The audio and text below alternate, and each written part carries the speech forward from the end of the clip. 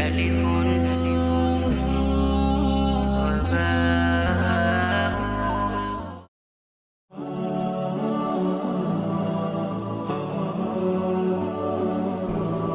want you to think of the Quran, and especially the Book of Allah, the Quran, as a kind of glasses. Once you put them on, once you start thinking through the Quran, reality becomes clear.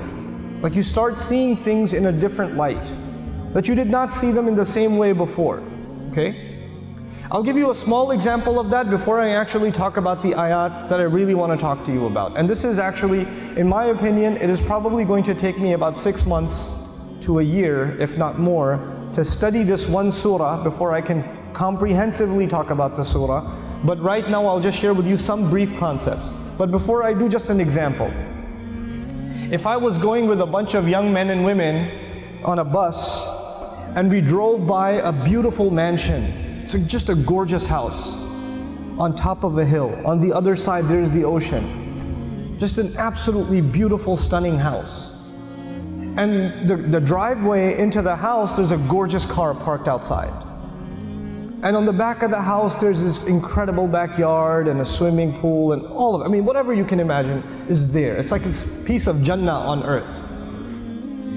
And you see the guy walking into his house. We're driving on this bus and we see this guy walking into his house. And I asked these young men and women, do you think that guy's successful? Do you think he's successful?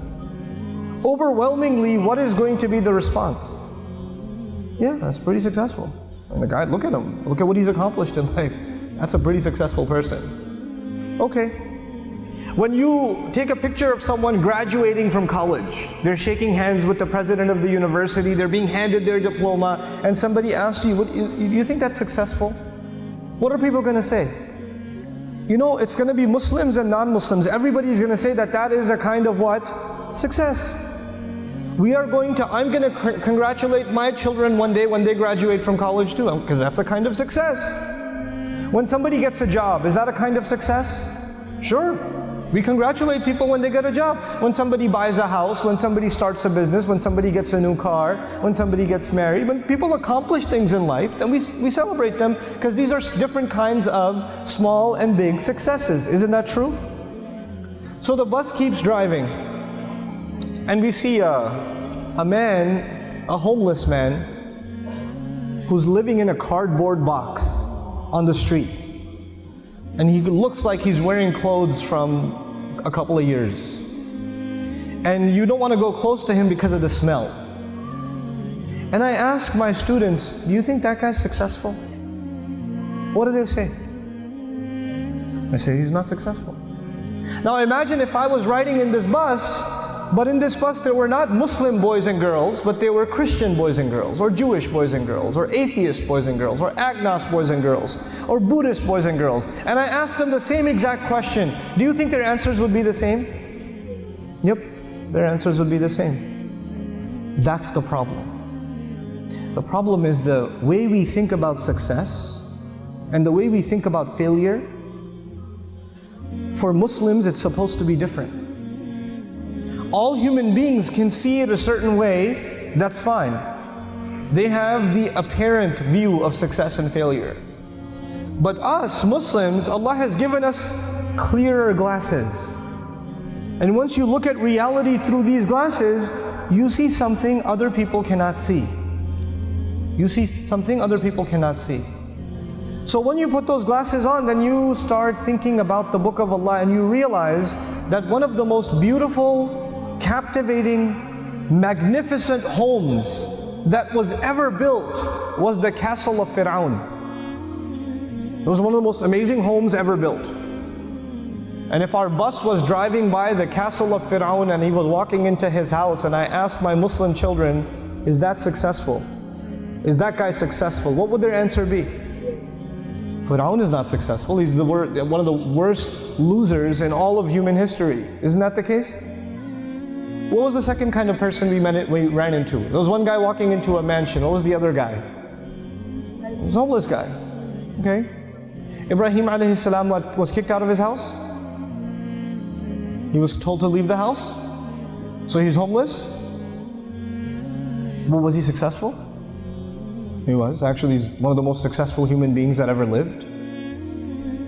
Now the Quran is teaching me that a homeless man is successful and an incredibly wealthy man is what? A failure. You know what the Quran is teaching me? The Quran is teaching me that success has nothing to do with wealth. And failure has nothing to do with poverty. Success and failure are different concepts for us than they are for everybody else. أعوذ بالله من الشيطان الرجيم. بسم الله الرحمن الرحيم. قد أفلح المؤمنون الذين هم في صلاتهم خاشعون والذين هم عن اللغو معرضون والذين هم للزكاة فاعلون والذين هم لفروجهم حافظون إلا على أزواجهم أو ما ملكت أيمانهم فإنهم غير ملومين فمن ابتغى وراء ذلك فأولئك هم العادون والذين هم لأماناتهم وعهدهم راعون والذين هم على صلواتهم يحافظون أولئك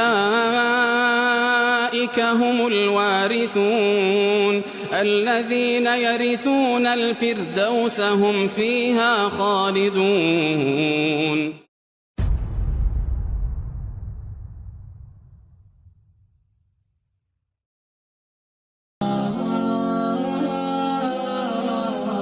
ألف